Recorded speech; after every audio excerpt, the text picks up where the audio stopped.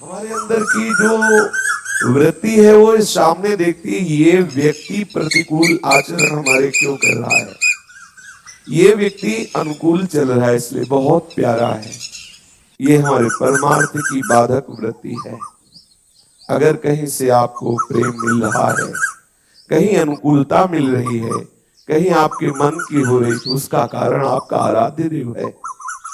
यदि कहीं प्रतिकूलता मिल रही है, आपके मन प्रतिकूल विचारों से भी युक्त होकर के बह रहा है, तो आपको सावधान होना है। इसका कारण मेरे आराध्य देव हैं। कैसे?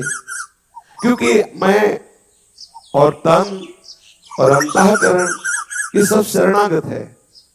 फिर कोई प्रतिकूल व्यवहार कैसे कर सकता है?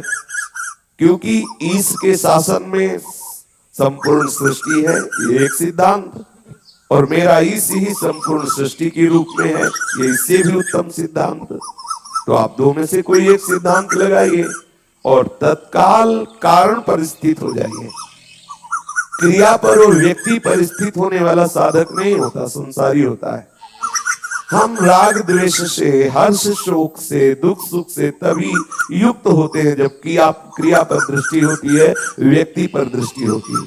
दुख सुख से बचने का सहज उपाय, हम किसी क्रिया या किसी व्यक्ति से अपना संबंध न रखें। यदि हम क्रिया और व्यक्ति के चेष्टाओं पर अपने मन को फंसा देंगे तो कभी हम इस त्रिगुणात्मिका माया के जाल से मुक्त नहीं हो पाएंगे। ये सूक्ष्म विषय है। बहुत कम समय में हमें बहुत बड़ी यात्रा पूरी करनी है, इसलिए नहीं किसी से अपनापन ना होने पावे। आपके सामने जो भी व्यवहार भेजा जा रहा है वो मेरे आराध्य देव के द्वारा भेजा जा रहा है, और आप अगर ऐसे चिंतन से युक्त होंगे तो आप देखेंगे आप परमार्थ की भूमिका में चढ़ते चले जा रहे हैं।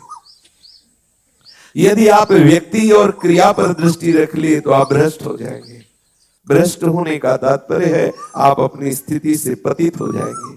आपका भगवद स्मरण, आनंद, भगवद विश्वास ये टूटने लगेगा।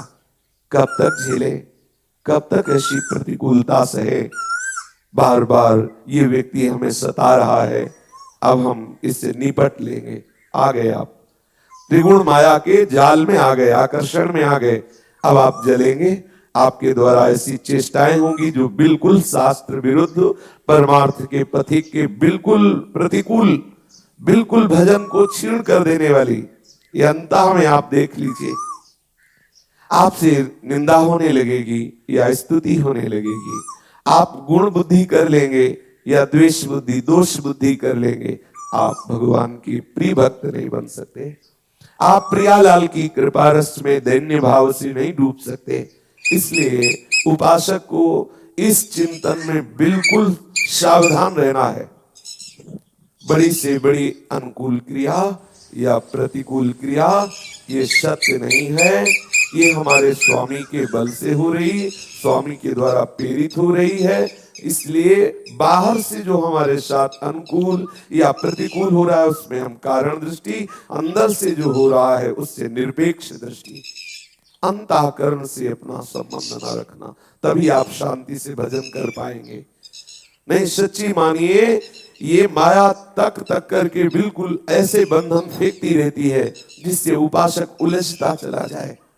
गुरु कृपा पात्र ही अंदर से प्राप्त हुई विवेक के द्वारा अपने आप को सुलझाता चला जाता है।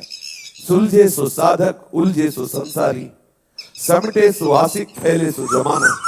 ये जो आपकी वृत्तियां फैलती जा रही हैं, रागात्मक या द्वेषात्मक, तो आप किस बात के साधक है? हमारी साधना का तो परिणाम ये है कि हम मर गए। जैसे मरे हुए पुरुष को आप फूल माला चढ़ाओ या गालियां दो, वो कभी उत्तर नहीं देता। ऐसे ही आप मृत्यु का वर्ण कर ले, आपका अहम मर जाए। जैसे मरा हुआ आदमी टहल रहा हो, ठीक ऐसे ही हमारी जीवनी होनी चाहिए। सच्ची मानना, यदि आप उस सच्चिदानंद रस को प्राप्त करना चाहते हैं तो त्रिगुणात्मिका माया के द्वारा फेंके हुए जालों में फंसना मत, मर जाना, अर्थात मरे हुए रहना। मरना बड़ा मीठा है, शांत गंभीर। जब आपके अंदर प्रेरणा आवे, ये देखो प्रतिकूल, तो आप उसी समय सोचो मैं मर गया। अगर मैं मर गया तो फिर मेरे कोई प्रतिकूल बोले तो क्या, अनुकूल बोले तो क्या। नहीं, मुझे ऐसा चैतन्य जीवन चाहिए, मरा हुआ जीवन चाहिए, जिसने मन को मार लिया, जिनके लिए कृपा से विवेक जो हमारे हृदय में है उसका प्रयोग चाहिए। जो वास्तविक सिद्धता है वो उपज नहीं है।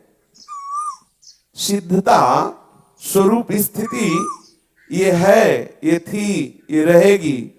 ये किसी साधन से उपजी नहीं है कि आपने कठोर तपस्या की तो आप सिद्ध हो गए, आपने बहुत वर्षों तक साधना की तो आप सिद्ध हो गए, ऐसा नहीं है।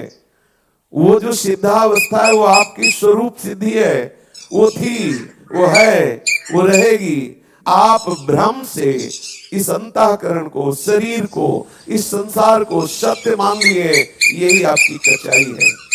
जितनी जल्दी छोड़ दें, जितनी जल्दी आप सम हो जाएं, जितनी जल्दी आप मर जाएं, अपने अहम को मार दें। मन माया तन वश में कीन्हा, हुआ भरम सब दूर। बाहर से कछ दिखत नाही, अंदर चमके नूर। आपो त्यागी, यह है मरना।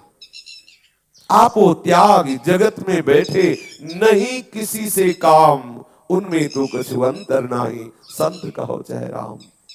बिल्कुल विश्वास मान लीजिए, ये अंतर की बात कह रहा हूं, हृदय की बात कह रहा हूं।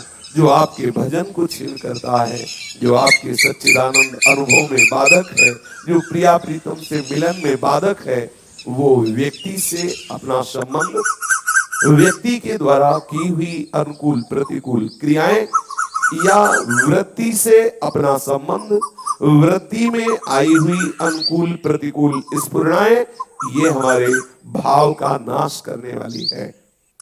हम अंतःकरण से और बाहर व्यक्ति से, अंतःकरण अहम धर्म से हुई क्रियाओं से हम अपना संबंध न रखें। ये बहुत आंतरिक सूक्ष्म विषय है। कोई अंतर्मुख साधक ही इस विषय को समझेगा, और जो समझेगा वही बहुत जल्दी आगे बढ़ जाएगा। यही हम फंसे हुए हैं। देख लीजिए, हमें परास्त कर रही है हमारी वृत्ति और बाहर व्यक्ति का माना हुआ संबंध। आंतरिक क्रिया और बाहरी क्रिया, अंतर से संकल्प, बाहर से जो नाना प्रकार की चेष्टाएं, बस इसी को सुधारना है। साधना का तात्पर्य है, उपासना का तात्पर्य है कि हमारे हृदय में जो बाहर से, व्यक्ति से, वस्तु से, क्रियाओं से दुख सुख उपज रहा है, दोनों को छोड़ना है। जो दुख सुख का त्यागी है वही सच्चिदानंद का अनुभव करने का अधिकार प्राप्त करता है। दुख सुख में जब तक आप फंसे रहेंगे, बहुत बहुत जैसे जैसे आप आगे बढ़ेंगे वैसे वैसे माया सूक्ष्म जाल फेंकती रहती है आपको उलझाने के लिए, आपके अंतर से क्षमता का नाश करने के लिए, आपके अंदर से भगवत स्मृति का तार तोड़ने के लिए।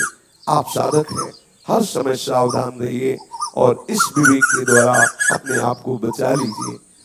और श्री प्रिया प्रीतम के अद्भुत रस को प्रदान करने वाले इसी वृंदावन का आश्रय, वृंदावन का वास, रज का सेवन, रसिकों का संग है बहुत कठिन। जहां वृंदावन का आश्रय लिए, वृंदावन का रज का सेवन शुरू किए, तहां माया राग द्वेष की जाल फेंकने लगेगी, फैलाने लगेगी, जिससे आपकी वृत्ति उस रज के द्वारा प्रकट हुए आनंद को, वृंदावन के वास के परिणाम स्वरूप प्रकट हुए रति को ढक दे। बहुत सूक्ष्म। बिल्कुल बिल्कुल अपने आप को समेट लीजिए, अपने आप को बिल्कुल पागल बना दीजिए। जैसे पागल व्यक्ति के ऊपर कोई कुल्हड़ मारता है, कोई कुछ फेंकता है, वो शांत या उपेक्षा करके उधर देखा चल दिया, क्योंकि उसकी वृत्ति उसके शासन में नहीं है। जो जैसी चेष्टा होती वैसी हो रही, बाहर के लोग उसके साथ व्यवहार कर रहे, ठीक अपने को पागल साबित करो। बाहर से आपके साथ कोई अनुकूल व्यवहार कर रहा है, आप उससे प्रीता मत करो। कोई प्रतिकूल व्यवहार कर रहा है, आप उससे द्वेष मत करो। बिल्कुल कुछ दिन के लिए मरना होगा, ये वृत्ति अपनाना होगा। ये हृदय की बात कह रहे हैं, बहुत चिंतन की हुई बात कह रहे हैं कि साधक फंसा क्यों है। क्यों भ्रमित हो जाता है? क्यों नहीं उसे भगवदानंद की अनुभूति हो रही? क्यों नहीं प्रिया प्रीतम की झांकी आ रही? क्यों नहीं वो परमानंद में डूबकर बेपरवाह हो रहा है? यही कारण है। ये बहुत चिंतन से आया। इसको आप बार बार सुनिए और आप चिंतन में उतारिए। बहुत जल्दी आपको आनंद का अनुभव होने लगेगा।